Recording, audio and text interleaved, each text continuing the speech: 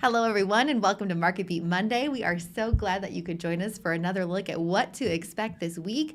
I know earnings season is starting. There is a lot of geopolitical issues to discuss and some market moves to look at too. As always, for MarketBeat Monday, we're going to take any stock that you put in the chat and discuss as many of those stocks as possible. It's a cold look at some of the companies that you're interested in. So it's a quick analysis from our experts who are with us every week, and that's Chris Markoch and Thomas Hughes. Guys, thank you so much for being with us again.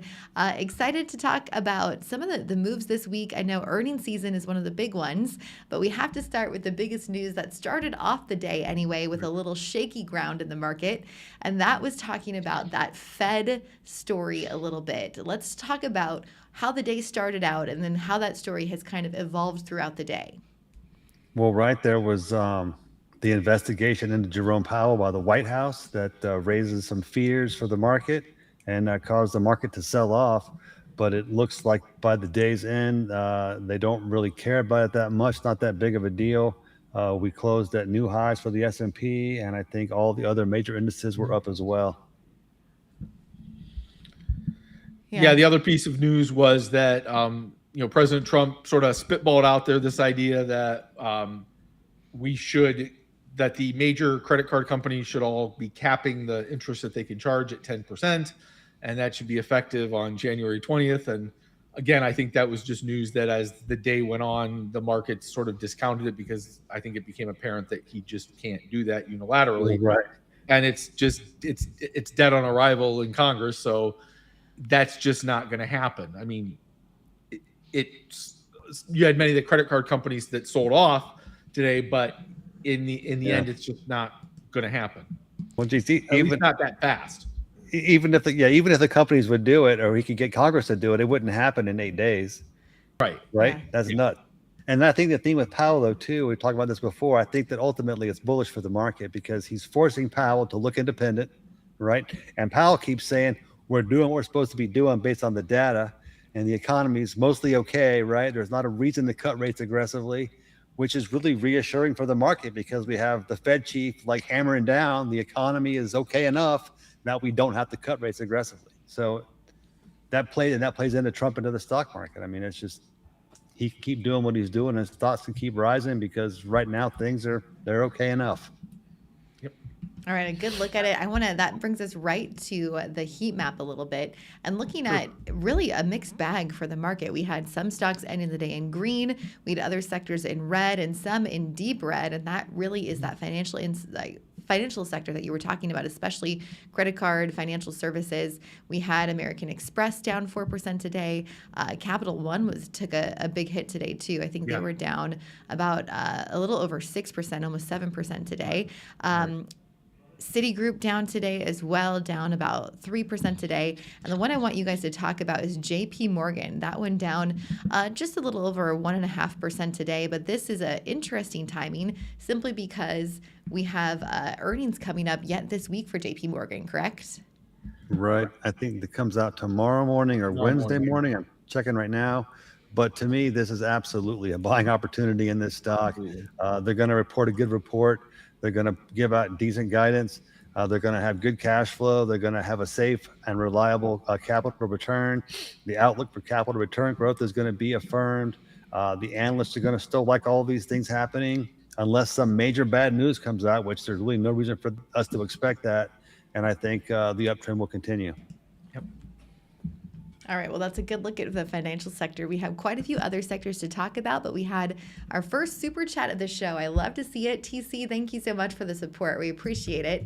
TC wants to hear about DataVault, and he has a very specific question, so we will get to that. DataVault is a company that we've talked about a few times on MarketBeat Mondays, really kind of a penny stock, but TC is wondering for DVLT, do you think we should wait for it to dip more to the next support line before buying more? That's the main question he has. So DataVault was up quite a bit and is back down again. This stock has had so much volatility, but we went from when we were talking about on the show a couple weeks ago, that week in between Christmas and New Year's, this stock was doing really low, down to about 50 cents at one point, and then it jumped up to almost $1.50, and now it's back down again. Is it time to add more? That's the main question he has. It looks to me right now like you're going to want to wait. I would say that trying to play the swing trade, which is what it sounds like he's trying to do, you're going to want to wait for it to start moving back up before you start getting in. Otherwise, the market could keep going against you and you could find yourself wiped out pretty quickly. Let's talk about with this one more than just that chart analysis. I think that's super helpful. That answers TC's question really well. At least I hope it does. Let me know in the chat, TC. But wondering about DataVault in particular, are you still bullish long term? Are you on the mindset of don't worry about all of this short-term volatility? This is a stock that you can buy at whatever price right now and see where the real growth could happen in 2 to 3 years. Where do you stand on DataVault right now? I mean, I think there's a definite potential for this stock to follow through with its plans and to see a significant share price rise. In the near term, there's going to be some big volatility. Long term, assuming it is able to follow through on its plan, its strategy, execute its plans, build out its network, there could be some big gains, like irrespective of where the price is right now or tomorrow, the next day. Yeah, I think the one thing with this stock that is so interesting, there's barely any analyst coverage, so you take this with a grain of salt a little bit, but to see the few analysts who are covering this having some really huge price predictions for this stock. Again, a penny stock, super small company, but they right now is showing a huge upside from the few analysts who are looking at this company. So it seems that there are some bullish outlooks on DataVault right now. Right. Yeah, but there's just 2 analysts covering the stock. That's not really a whole lot. And that's being compounded by really low institutional interest Exactly. and then a really high short interest. So what we're looking at still is that same scenario where we have retail investors fighting it out with the short sellers. Short sellers are a more powerful force in most markets, create lots of volatility. So until that happens, I think any gains that we see that may develop could be capped unless there's a strong catalyst. Certainly will lead to another sell-off. So playing these swings, you're absolutely going to want to wait for this stock to move back to support lines and show signs of support and begin moving higher before committing to bullish positions. Yep. All right, great answer on DataVault. Now, the Hang Dude, he had another question on an area we wanted to talk about. We were prepared to talk about this already. Defense and metals are doing great. Great point. We want to talk about that a little bit. Sure. The metals we want to talk about first, we're talking about silver. Silver having a really good day. Chris, talk about what's going on in the silver market. And then we've got a couple of different stocks pulled up, too, about whether now is the time to invest in silver or not. So, yeah, silver bounced sharply higher today. It closed from what I see, it closed around 85.95. So that was up about 6.5% for the day. It's near an all-time high. It's just right now, both gold and silver, if you look at their charts, they're pretty much remarkably similar. Although a lot of people believe this year is going to be the year when silver catches up to the price direction in gold and probably surpasses it. So this may be the year that if you're looking to play that, you're going to want to be in silver, which doesn't necessarily mean you want to get out of gold, because gold got up at one point today. It was touching 4,600, which would have been an all-time high. So there's just a lot of interest around silver right now for all of the industrial uses. Almost every one of the technologies that we talk about week after week on this channel are going to need silver, and they're going to need lots of it. And it's that same supply demand story that we've talked about with gold. There isn't enough of it. We need to get more of it, and there's only a finite supply of it. So right now, silver's a great story for 2026. You might want to be looking, if you're going to be looking at this and you don't want to have the security risk or insurance risk of owning physical silver, the mining stocks are not a bad way to play this right now. And pretty much, Thomas, I think you made a great point before we started. Pretty much anywhere where you're looking for the gold mining stocks, you're going to be looking there for the silver. And, silver is going to be a good trade. I still like gold as well. And I know that there's been a lot of rumblings in the precious metals area where a lot of people are looking at platinum as potentially being a really strong mover in 2026 as well. Interesting to bring up the platinum story too. I've seen a couple of articles on that too. Yeah. I just had a couple of stocks pulled up just to run through here quick. Sure. Endeavor Silver was one of them. That went up about 4.5% today, seeing a nice big jump. Wheaton Precious Metals, that one up 3% today. So like you said, just the metal stocks, the precious metal stocks doing well. Another metals to talk about here, different rare earth metals, I guess, or rare earth. I have MP Materials pulled up. That one also up about 5.5%, not quite 5.5% today. Are they in the same category, or are those really different? I think that's a good thing to talk about when we're talking about metals. Is it those rare earth materials, or is it just the precious metals? Right. So I think they're similar stories, but they're not exactly the same. And just simply, it's in the name. I mean, one is the precious metals. That's, you're talking the gold, the silver, the platinum, the palladium, and then there's the rare earth. And there's a bull case for the rare earths, and it's a similar story to that of precious metals in the sense that, again, it's a supply and demand issue. There's a lot of demand. There's not enough supply. It's a finite supply. We're trying to figure out where to get that supply from. That could take us into a whole Greenland discussion, which we're not going to have today. And I mean, it's a similar story, but they are different in terms of, why people are looking at them and why they're interested. But totally. It is the demand situation. Yeah. And both situations being catalyzed, by Trump to a degree. Sure. So certainly some trading in tandem, but like Chris was saying, like fundamentally two different stories. Yeah. We have one comment about Hecla Mining is high this time last year, $4, today $24 a share. That sounds like an interesting one to look up. Thank you for that one. I'm just going to pull that up really quick. See if that stock is doing it. It looks like HL is the ticker.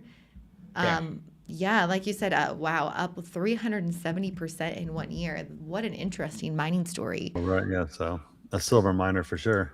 Right, and if you look at that, Bridget, and it is 370% for the year, excellent, and it's up. But you can start seeing it's really up 94% in the last 3 months.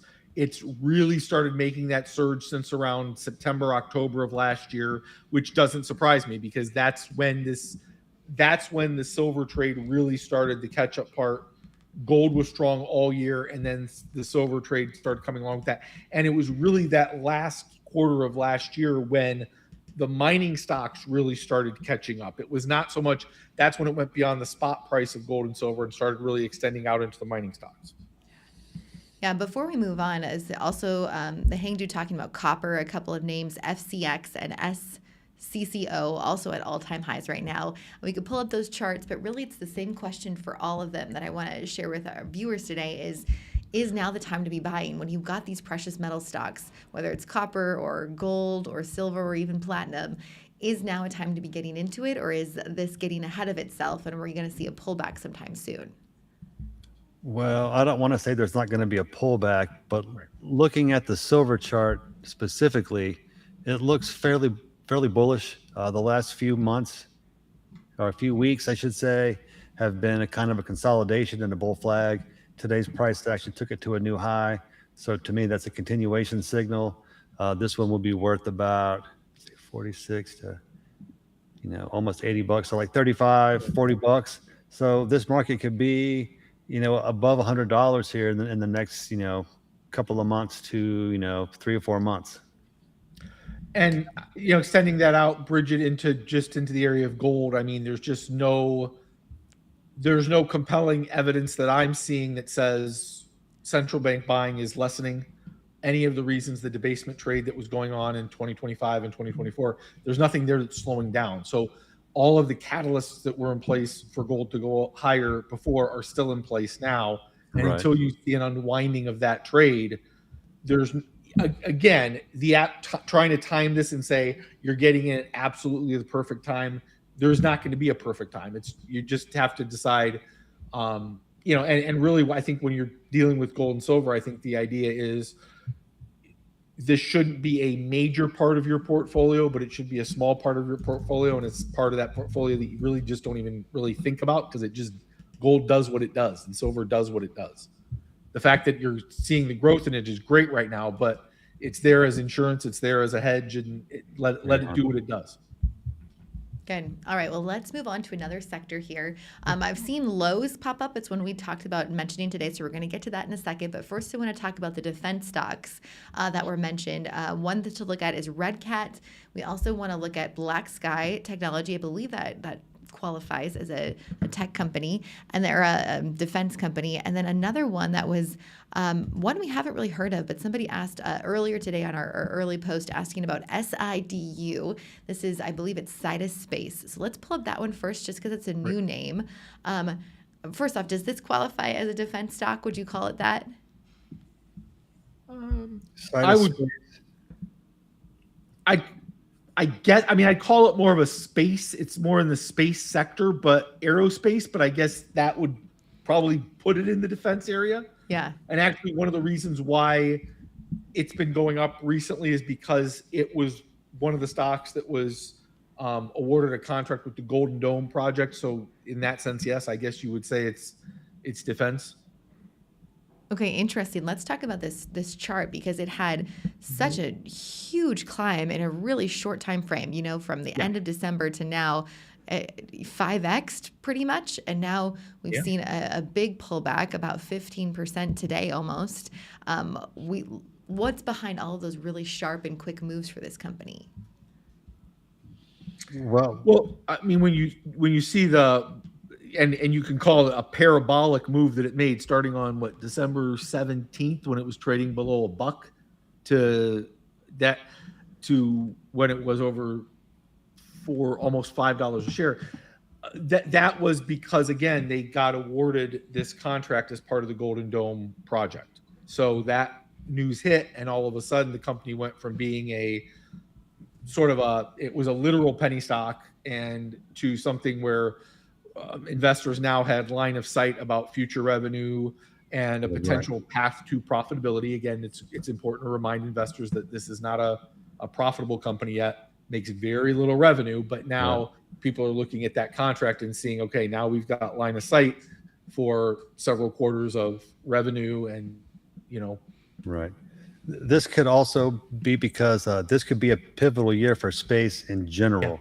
Because for one reason out of many, SpaceX is planning possibly, they've said, an IPO by the end of the year, which for many would affirm the market and help unleash investor dollars into the space market in general.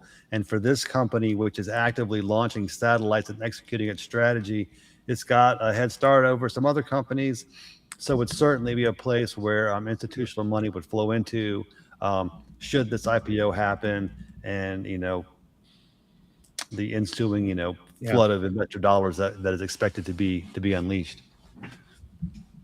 All right, interesting. Let's move on to some other names that we mentioned. RedCat as one of them. This one up just 2% today, but it's had quite a big climb over the last week or so. Right.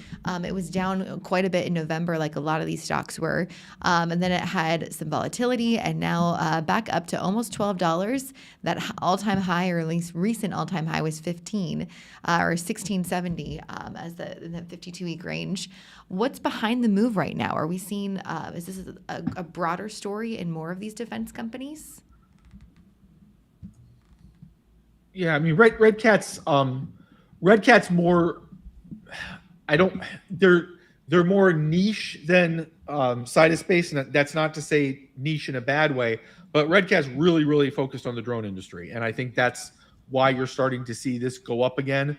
I was saying, Bridget, I think before we went on, Sidus was down or up, and now it's a little bit down. RedCat was down, and now it's a little bit up. And I think investors are just figuring out where they want to allocate money in this space defense sector. And RedCat's certainly been one we've talked about a lot on this channel. I think this is a company that this is one that definitely investors want to have, but they want to have the stock with conviction. Because again, this is one that you don't see a lot of institutional ownership. It's only about 38% right now, which is more than what it was, but it's still pretty low. And you've got over 20% short interest in the stock. So again, you're going to see a lot of that game being played between the retail investors who want to hold this stock for the long term and short sellers that are going to get in there every time the stock gets up to a certain level, they're going to be coming in there to take it down. Yeah, great point about the short sellers on this one for sure. Let's talk a little bit about. 22% a lot. What did you say? I said 22% is a lot of short interest. You can't. Yes, it is. It is. It's hard to Yes, it is. ignore. For sure. I've got BlackSky Technology pulled up next. Again, not quite Okay, sure if right. this qualifies as this is satellites too, so kind of a similar Other space. satellites. Right. So this one, what I'm seeing is a company that's starting to accelerate its production and its launches, kind of transitioning from pure startup into more of an operational company. We see increased volume in the chart, some analyst coverage. They're not looking for a lot of upside, but they're positive on the market. The same thing with the institutions. They don't own a lot of the stock, but they're accumulating. We see that bullish activity reflected in the chart action, which is showing support along the cluster of moving averages, with recent price action moving above all three, showing support at the long term and the 150-day moving average. So really like a shifting market.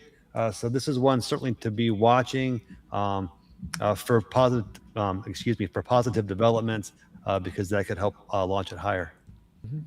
All right, very good. We've got so many different sectors to cover. I really appreciate everybody who is weighing in right now. A lot of these names are familiar ones, so we're looking at some familiar plays here. IREN, Navitas, the semiconductors, a few different digital data center plays to talk about. Before we get to those, and AMPX, this is the one we talk about plenty of different times. We'll cover that one too. But let's look at Lowe's, because that was kind of more of like a topical news story that happened today, right? Which one of you wants to take and cover a little bit about why Lowe's saw such a big jump today? Right. Go ahead, Thomas. You go ahead, Chris. That's fine. Well, I don't know if this is the reason why it went up. It looks like, just a few days ago, it wasn't today, but it looks like it was maybe Thursday or Friday. It looks like they announced that they finalized the deal that they had made, that they announced like 3 months ago to acquire Foundation Building Materials. And so it looks like they completed the deal is what it is. And that's the only thing that I can see from a news factor that's driving the growth in the stock. Well, right. It's kind of a continuation of the last earnings report, where we're just showing fundamental strength, not a lot of growth, but enough growth and a positive outlook for the capital return. I think I saw there was an upgrade recently, and there it is turning up on the site on MarketBeat from Barclays. From equal weight to overweight, they're forecasting a 15% upside. So, with economic tailwinds, theoretically expected to develop over the next year, Lowe's is kind of well positioned for housing markets. Certainly pays a good dividend, on track for dividend growth, with analysts supporting it. That's what we're seeing in this price action. The action really is just in alignment with the long-term trend, moving up off the long-term moving average, but still within kind of a trading range. So right now we're moving up towards the resistance points, which is right near the 275, 280 region. If we were to get above that, I would say that we're really looking at a rally. Until then, this is really a market that's moving within its range. When it hits that 280 level, you might want to consider taking profits, because there's a chance that the market will retreat back down to those support levels, which are near 255, 260, and that's where you would want to be targeting to load up on some more shares. All right, very good. Let's get into some of those more popular names, some of the names that we've covered plenty of times. They're also names that you'll find on Bridget's buys. So Chris, Thomas, both of you start to look up Navitas, NVTS. Let's look up IREN. We can also look at AMPX. But while you're looking those up and getting a little prepared to talk about those three different names, I want to share about Bridget's buys. If you haven't checked it out yet, I hope you do. A lot of the names we talk about here, we also talk about in our in-depth videos that post every day on the channel. So these are not off-the-cuff videos like this one. These are more prepared videos that we've done research on, and we usually talk about anywhere from 3 to 10 different stocks in those videos, and then I pick one of the stocks we talk about every day to add to my Bridget's buys watch list, and it has been growing a lot. There's now 24 different stocks on there, and you can track the performance too. Right now we're at an average price performance of about 11% gains, but not all of them are winners, and again, some of these are the names we've talked about lots of times. People want to hear about SoundHound. That's on my Bridget Spy's watch list.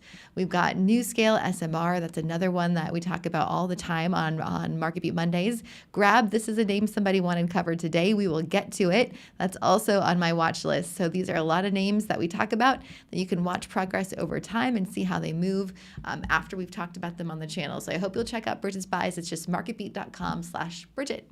All right, guys, let's get back to it. AMPX, is that right? Let's start with that one. It's an easy one to start with, one we talk about often. What has that been doing? AMPX is up today. I think it's rebounding off of its recent low. This move is in alignment with these long-term expectations that we have, and it's ahead of the upcoming earnings report. I think that the late year selling is over. The market is repositioning in anticipation of good results. I think we're looking ahead towards a pretty solid rebound that could potentially set another new high within another couple of weeks, 2 or 3 months, depending on how the earnings report is. All right. Do you think now is still a buying time? It's still well below what those analyst forecasts are for AMPX. I know you've been really bullish on the future growth for this, and a lot of analysts are too.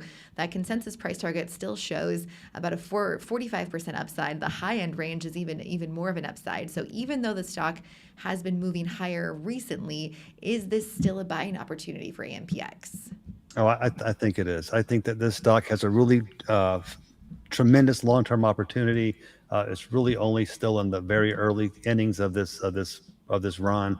I think that we're going to see the company ramping its sales and its pipeline of projected sales, continuously for several quarters, if not several years.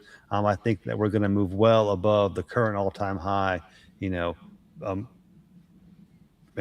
above.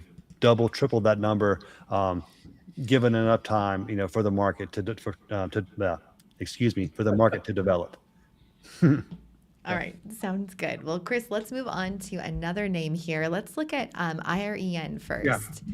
So IREN, it had a big day today from what I saw. I think it was up at one point. I thought it was up almost 10%. But so this is a company that it's really important that investors kind of understand what it is and what it's not, because I think it typically gets lumped in as, okay, it's a Bitcoin miner, and it does generate a lot of revenue from that, and that's true, but it's been making a pivot in recent years to get into the data center market. And what's interesting about the company is that it funds a lot of its operations from the Bitcoin that it mines, and that's why the stock was very volatile at the end of last year, because the price of Bitcoin was going down, and therefore that was going to be affecting the company.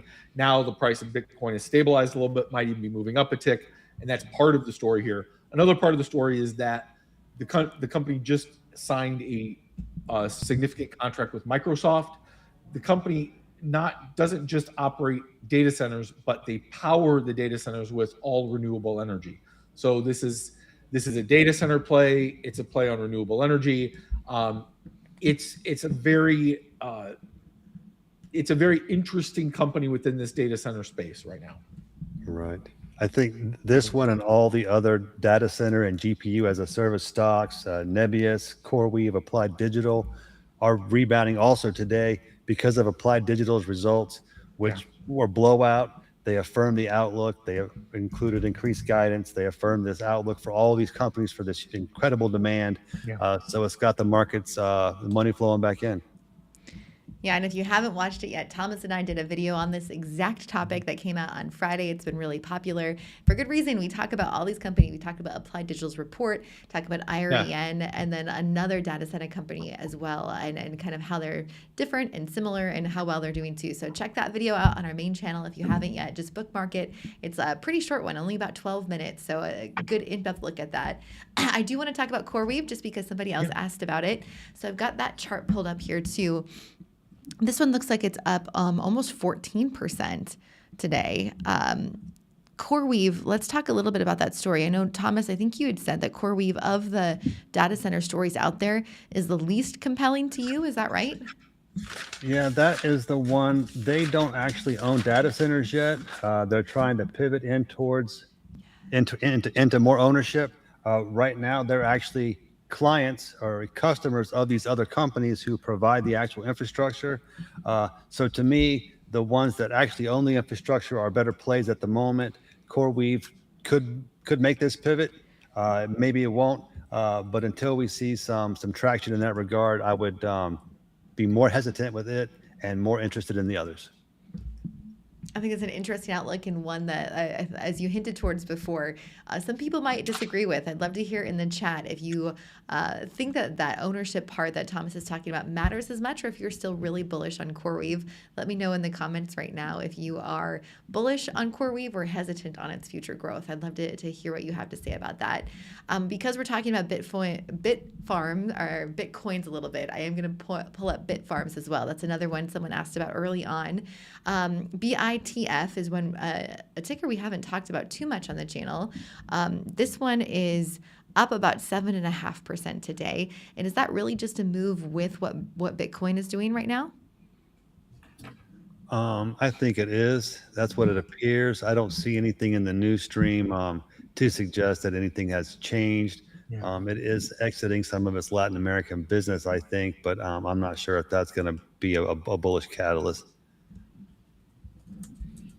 And I've got just the Bitcoin price up there too a little bit, just so you can see some of the moves there. I know that's something a lot of people ask about often here. Yeah, well, when you see the Bitfarm, their stock's down about 28% in 3 months, and I would bet that if you look at the Bitcoin chart, that probably correlates pretty nicely with that. So I'm also looking, and some more of the news. Bitfarms is also part of this shift to AI. So you see it kind of tracking in alignment with these other data center as a service stocks. Yeah. So that seems to be in play as well. Good. All right, Thomas, let's talk about another name that you were really bullish on in the past, and that's Grab. I think this one was on your Christmas watch list of one of the stocks you're most excited about watching in 2026. But it's had really kind of a rough start to the year. What's going on with that stock right now? Yeah, the stock is just under pressure, but it appears to be sitting on a pretty strong support level right now. That's right near the 490 level. But the recent news just kind of affirms the long-term outlook. It's made some new deals to deploy some new fleets, which is good for both sides of its business. It makes these deals with major automakers, EV automakers, to deploy fleets. It leases, rents to own these cars to drivers. So it's got the financing side of the business. It's also got the ride-hailing side of the business, because then these drivers are then employed as ride services. And so really growing its business, expanding its territory. I'm also seeing some pretty positive developments with NVIDIA's releasing the Alpamayo software platform, because Grab is trying to launch an AV fleet as well. So still, I think, a very long-term positive story. We're just looking at some near-term price weakness right now. But really overall, this market has been ratcheting higher. Right now, we've pulled back, but it looks like it's setting up for another move higher. Depends on how strong the catalyst is. So with this next rebound, we're going to want to look and see it move to set a new high. Current highs are near 650. So if we get another new high above 650, I would say that this uptrend is definitely gaining momentum, and that the really long-term forecast, which is for some triple-digit gains, has been affirmed. All right, a good look at that one. Thomas, I'm going to have you look at SoundHound in a minute. We've had a few people ask about that. Chris, I will have you just look at, I believe I missed Navitas, so we haven't talked about that one in a while. This is a semiconductor stock. And I had somebody asking on here from the UK. Thanks for joining us from the UK. We love to see viewers coming in from everywhere. We are looking at MarketBeat.com. So all of the graphs that we show is just MarketBeat.com. It's a free investment tool. That's our company, and that's why we're here. We just happen to have a YouTube channel too. So that's kind of where we work. But these tools, the charts that we're showing, these are all on MarketBeat.com. We pull a lot of different data. It's a website we built ourselves. And you can find all of the data, anything you need to know about a stock on MarketBeat. The consensus price target on Navitas is well below where this stock is trading at right now. Right. Let's talk about why that is, Chris.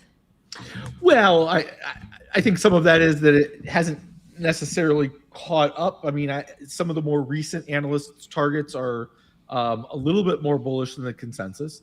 In fact, I see Needham has a price target of $13, which is above where it's at now. So I think when I look at this, a lot of the analysts haven't weighed in since November.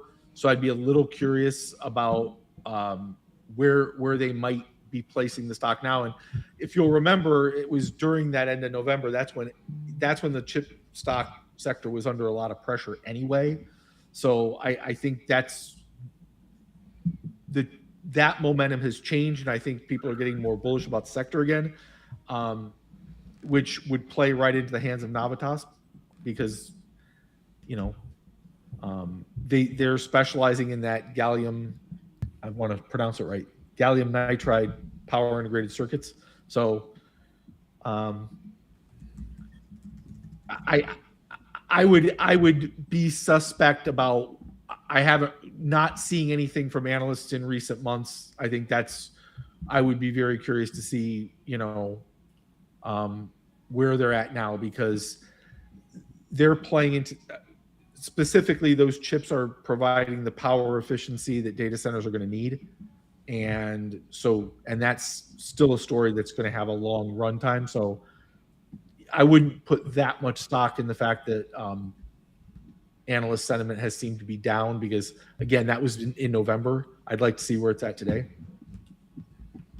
All right, a good quick look at Navitas Semiconductors. Chris, I'm going to have you look up a different one. Look up WULF. Wolf. TeraWulf is the name of the company. And then, Thomas, why don't we go into SoundHound? What's been happening with that stock? Yeah, well, SoundHound seems to have hit its bottom, and it looks like it's poised for a pretty solid rebound. The chatter on the street right now is that SoundHound could be one of the fastest, if not the fastest, growing software company this year. The deals that it made last year, its client penetration is really underpinning its growth outlook, but it's also unveiled some new products recently that promise to help accelerate its growth. Among those are some agentic voice applications where it allows users to do some pretty complex tasks with simple voice commands and AI applications. So that's really huge. That's the kind of applications that you would expect to see, like in physical AI and robotics, where you can tell a machine to do something and it carries out those tasks. So this is kind of cementing SoundHound as pretty critical to the advancement of robotics technology and physical AI technology. A couple of things that really stand out looking at some of the different tabs on this chart. Short interest is over 30% right now. Why so much short interest? There hasn't been crazy moves in the stock recently. Right. I think those are just shorts that were loading in late in last year that haven't quite closed out their positions yet. I think that the upcoming report or some upcoming news release could be the trigger to get them to start covering in earnest. Get a short covering rally started, if not a short squeeze. That aside, though, I still think that the upcoming year is going to be pretty solid. Going to grow by 60% no matter what. So this is a good, solid growth story. It's just a matter of where you think the valuation is. Right now, the stock is trading pretty highly valued compared to the current earnings outlook, but the long-term forecast look for pretty robust growth and suggest a pretty deep value relative to the long-term outlook. Great. One other question on this software company, because we also recently talked about software on the channel before. One question I have about it is whether the AI story is really making software obsolete. That's a couple of comments that we heard, is that software isn't a story anymore because AI is making software companies obsolete. But I feel like SoundHound maybe is different because it's software for AI. Is that right? Well, I mean, AI itself is software. So, I mean, software is not obsolete, but it certainly is changing. But then when you come down to, certain applications, they're not going to go away, because I don't think that your AI is going to be operating your systems so much as like tracking the data and helping your system to function. Does that make sense? Yeah, I think so. I think so for sure. That's just a question that I've heard from viewers a few different times. So I wanted to kind of throw it out there for that. All right, Chris, let's get over to what you were talking about. I don't know that we've had this one on before. Maybe we have, maybe just once before. Maybe. I think we might have talked about it briefly at one point. So TeraWulf.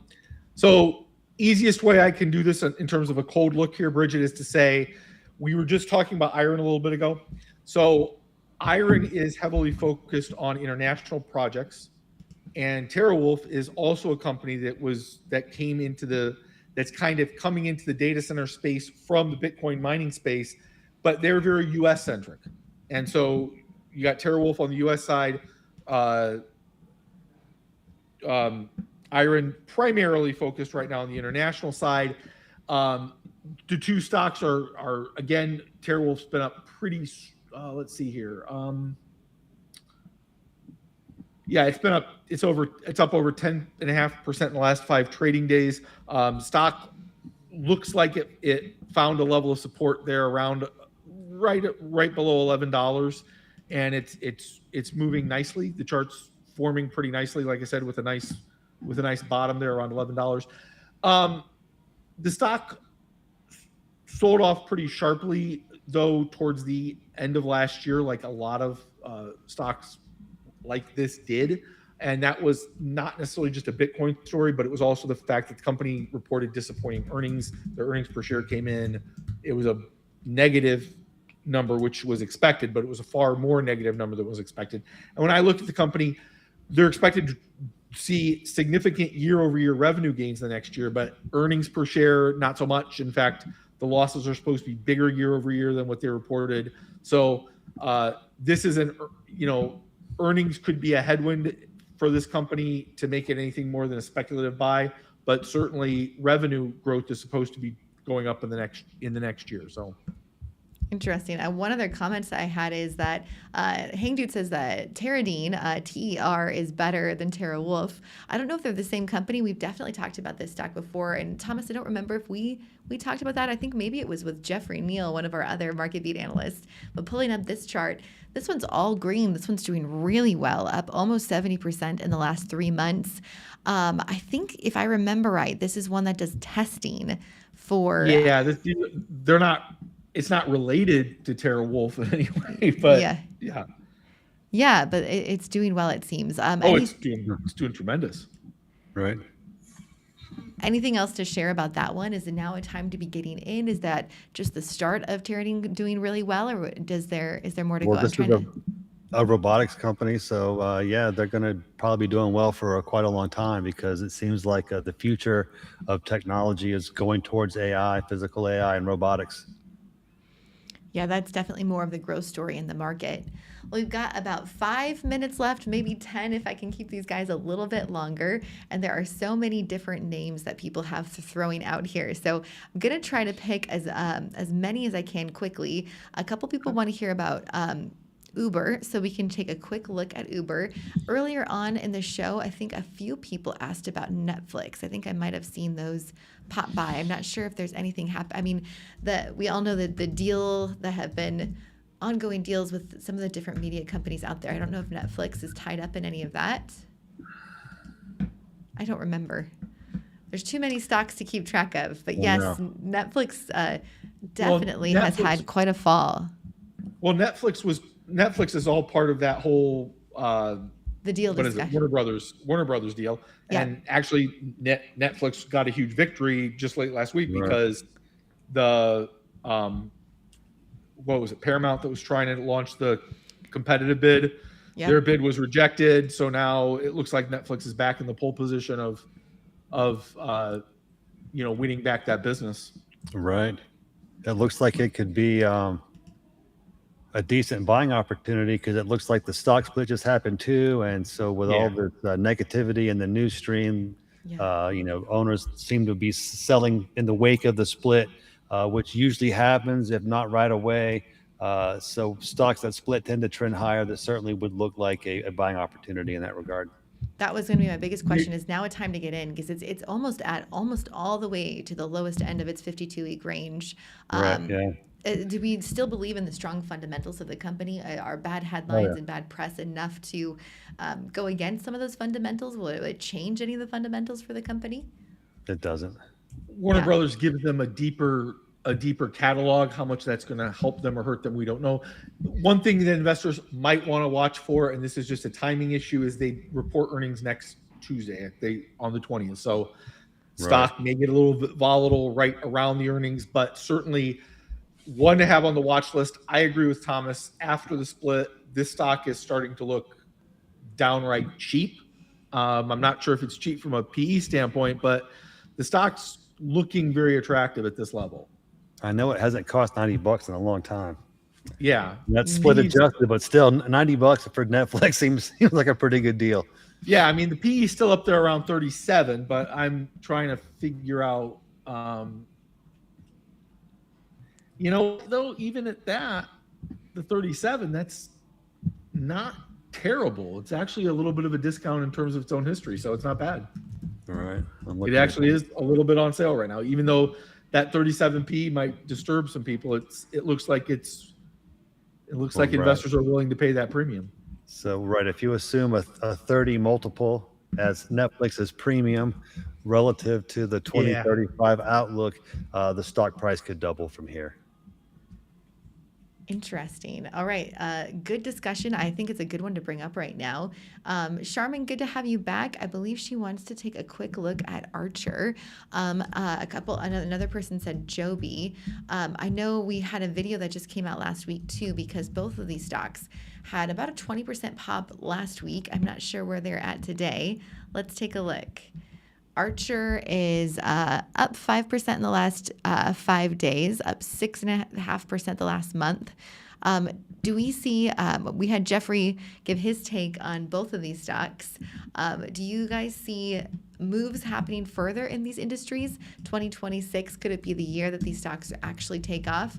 I will say some of the comments that we had on that video, it came out on Thursday. If you haven't seen that video yet with Jeffrey Neal Johnson, go back and watch it. He talks about Joby and Archer in detail, but he also talks about 4 other players in the eVTOL space that maybe you haven't heard of yet. Some of the names I had never heard of before. So it's an interesting video. Go back and watch it on the main channel after this if you've got time. But I'd love to get your take, Chris and Thomas, if you think that Joby and Archer have a chance to move quite a bit higher this year or not. Right. So it seems like this is going to be a pivotal year for both of these stocks. I still think Joby is ahead. It's on a faster track to commercialization. We'll start seeing revenue real soon on some of its side businesses. And then looking at the charts, it looks to me like Joby is still the market's choice. They're kind of tracking in alignment with each other. Both are showing support and potential for a rebound right now. But as you were noting before, within this nominal trading range, Archer trades in the low end, shows resistance at the midpoint of the range, where Joby trades in the high end of that range and shows support at that mid range, which just shows Joby's market is more bullish, more eager, more optimistic. It would be the one that I would choose simply from the chart standpoint. Okay, interesting. One quick question to answer on this is, some people are saying this is never actually going to happen, that this idea of these eVTOLs, flying cars, have been around forever, and that they don't have a lot of confidence in it actually happening. What's your take? Do you think that there is going to be some actual commercial implementation this year? Can we see these commercial flights happening or not? Well, I think one of the hurdles is one of the things that Jeffrey's been talking about, and that's the method, the mode that they're going to be flying. And I think some of his other picks are also good, viable choices, because instead of building out those networks and operating as an operating company, those other companies are just focused on building the vehicles, and they're going to allow the airline companies to operate them like an airline. And that might be the better route. Yeah. Interesting. I don't think, I think in terms of Archer and Joby, I don't think you're going to see the obstacle that they're trying to clear this year is to get that FAA certification for their companies, and that's going to be, if they can get that, that's a key hurdle in and of itself, because that's been one of the objections, Bridget, that I hear most often, is that the FAA doesn't really like these companies, and the FAA is not necessarily on board with all this, and if they can't get certified by the FAA, then this thing's dead in the water. But if they can get certified by the FAA, then it becomes, now it's a question of who can commercialize the business, and I know Jeffrey goes into that in much more detail. Got it. All right. So like how it gets commercialized.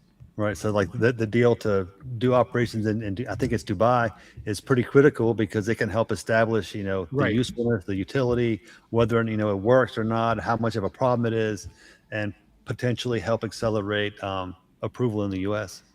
Right. All right, and I'm going to keep you guys a little bit longer today because I have two other points I want to get to quick before we wrap up. So we're going to finish with somebody suggested finishing with NVIDIA versus Google, but I really am just going to do the Google part of that because there was some news with Google. We'll end on that. But there's another random topic I haven't talked to either of you about, but it came up on my radar because I'm in video. I've been doing video my whole life, and these companies are very familiar for anybody who's been working with video. SanDisk or SanDisk SD, SNDK, and then Seagate are two different stocks that are in the the SD cards that you would use in your camera. Right. They've been going crazy. These stocks are the charts are wild on these. Have you So either of you those written any companies- articles? They're going off the chart because of AI, because of HBM memory, because they make DRAM memory. There's so much demand for AI and the HBM3 memory stacks that it is impacting DRAM across the board. Those companies make DRAM, so they're being impacted. I can't speak specifically for SanDisk, but I think that Seagate in particular is shifting from just DRAM more to HBM to help support the AI markets. And from what I'm hearing and what I'm reading in the chatter is that the consumer end markets for DRAM memory, which is SanDisk and all those SD cards you're talking about, is going to be impacted. Consumers are going to feel it the worst. Interesting. So if you're in the video profession, maybe hopefully you loaded up on your SD cards already, right? You're right. If It it's could be gonna- too late. It could be too late. Those charts, though, are such interesting stories. Just to show them again, SanDisk up 232% in the last 3 months. Right. That's a wild amount of growth for a company that's been around forever. Yeah. Seagate, not nearly as big of a story, but still 50% in the last 3 months, 260% in a year. So yeah, crazy growth happening in those. So like Micron and SK Hynix, I think, Samsung have reported HBM memory is sold out through the end of the year. Wow. End of last year, prices surged like 60%, maybe more in some cases. So high demand, high prices are underpinning these moves. This situation is not supposed to end until late this year, possibly not until late next year, because it really depends on companies like Micron building their new facilities and ramping production. Yeah, and SanDisk got a boost because Jensen Huang was speaking at CES last week and said AI data storage could become the largest data storage market in the world. Basically reiterating just what Thomas said is just there's so much demand and there's just not enough supply. And SanDisk is one of the companies that's providing that. So yeah, this is a story that's got legs. Well, right. You got to think that within those AI GPUs, Yeah. every processor comes with like 3 or 4 stacks of HBM memory. And so like one processing chip is paired with like 40 HBM chips. So the demand disparity is really ridiculous. Every GPU equals like 4 or 5 or 6 or 8 stacks of HBM chips. Interesting. I love this story. I'd love to hear in the chat really quick, if you're still listening, if anyone got in on SNDK or on the other one, on Seagate, STX. If you got in on that before it had this huge run up, I'd love to hear from investors who maybe were holding onto the stock early on, just maybe because again, these companies have been around forever. If you were holding these stocks before they skyrocketed like this, I'd love to hear from you because it's nice to hear people who are having some success stories out there. Again, sorry I can't get to every single stock out there that people are mentioning. A couple of them, the rare earths, we did talk about them earlier on in the show. So we were talking about silver and gold. We also mentioned a couple of the rare earths. Go back and catch that section if you missed it. Let's end right now on the Google story. What's the news with Google and why are we seeing a few moves with this one today? Yeah, well, Apple picked Google's Gemini to power the next generation of Siri. So that's basically the story in a nutshell. Right. It's an Apple story and it's an Alphabet story. Yeah. Right. Go ahead. Apple powering Gemini, affirms Gemini as being, because at the end of last year, Gemini kind of came out as being like, if not the best AI, at least the favorite AI. But also it kind of answers what's Apple's going to do. Well, what is Apple going to do with AI? And it's going to outsource it. That's kind of to me.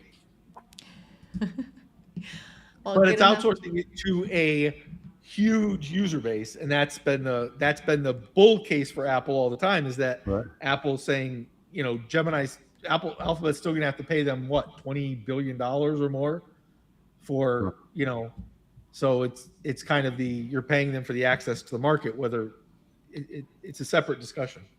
Right. How valuable is that user base? Good story. I know we heard from somebody, TC, saying Apple AI has been a disaster. It's a story we've talked about several times of people just waiting for Apple to really get on to Apple's or to AI. So this is the start of that story. We'll see where it goes for the new year. Guys, I know I kept you a little bit later today, so thanks for sticking around to talk about all of these hot topics. Again, sorry if I didn't hit your stock today. Let me know in the comments on any of the videos this week. If I missed a stock you wanted to have covered, let me know. I read all of those. I can try to get it into next week's MarketBeat Monday. We so appreciate you joining us, everyone, as always. Thank you for your continued support. You guys really mean the most to us, of those who are tagging along for our lives and really interacting with us. We love to hear from you. It helps us plan topics for the whole rest of the week. So thanks again for joining us. We really appreciate every one of you. I hope you have a great rest of the week and happy investing. We'll see you back here on Monday.